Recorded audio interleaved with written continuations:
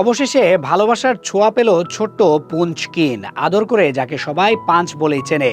জাপানের ইচিকাওয়া চিড়িয়াখানার মেকা প্রজাতির এই বানর ছানার গল্প গত কয়েকদিনে নেট দুনিয়ায় ছড়িয়ে পড়ে মানুষের চোখ ভিজিয়েছে। কারণ এই ছোট্ট প্রাণটা 6 মাস ধরে শুধু একটুখানি উষ্ণতা আর আপন করে নেওয়ার আশ্রয় খুঁজে ফিরেছে, কিন্তু বারবার পেয়েছে দূরে ঠেলে দেওয়া আর প্রত্যাখ্যান। পাঞ্চের জীবনের শুরুটাই ছিল কষ্টের। জন্মের পরই কোনো অজানা কারণে জন্মদাত্রী তাকে গ্রহণ করেনি, দূরে সরিয়ে দিয়েছিল। সেখান থেকে শুরু একা হয়ে যাওয়ার লড়াই। খাঁচার ভেতরে সে যখন স্বজাতি সমবয়সীদের সঙ্গে বন্ধুত্ব করতে এগিয়েছে, তখনও জুটেছে আঘাত আর তাড়িয়ে দেওয়া। আবার কখনো পূর্ণবয়স্ক বানরের কাছে একটু আদর পেতে এগুলো পেয়েছে তিরস্কার। ছোট্ট শরীরে সেই প্রত্যাখ্যানের ধাক্কা সামলে বারবার সে ফিরে গেছে একটিমাত্র আশ্রয়ের কাছে, একটি নিষ্প্রাণ স্টাফ টয়।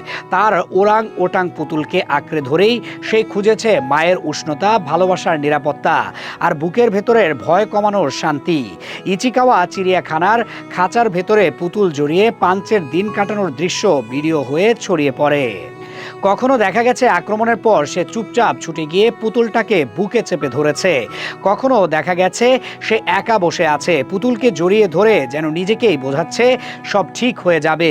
এই দৃশ্যগুলোই নেটিজেনদের ভেতরটা কেমন যেন ভার করে দিয়েছিল।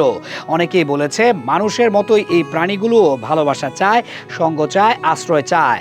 তারপর এলো বদলের মুহূর্ত। অবশেষে নিষ্প্রাণ পুতুল নয়, সত্যিকারের স্বজাতির উষ্ণতা পেল পাঞ্চ। চিড়িয়াখানার নতুন ভিডিওতে দেখা গেছে একটি পূর্ণবয়স্ক বানর তাকে দুহাত বাড়িয়ে কাছে টেনে নিয়েছে, কোলে তুলে রেখেছে, আদর করে জড়িয়ে ধরেছে, পরম যত্নে গা থেকে পোকা বেছে দিচ্ছে। শুধু তাই নয়, তাকে ধীরে ধীরে দলের অন্য সদস্যদের সঙ্গেও পরিচয় করিয়ে দিচ্ছে, যেন পাঞ্চ বুঝতে পারে সে আর একা নয়। এই ভালোবাসার স্পর্শ পাঞ্চের আচরণেও ধরা পড়েছে। যে শিশুটি আগে বারবার ভয় আর প্রত্যাখ্যানের মধ্যে দৌড়ে পুতুলের কাছে ছুটে যেত, সে এখন কারো কোলের উষ্ণতায় শান্ত হতে পারছে। দীর্ঘ অপেক্ষা আর লড়াইয়ের পর তার জন্য যেন প্রথমবার সত্যিকারের আশ্রয় তৈরি হলো।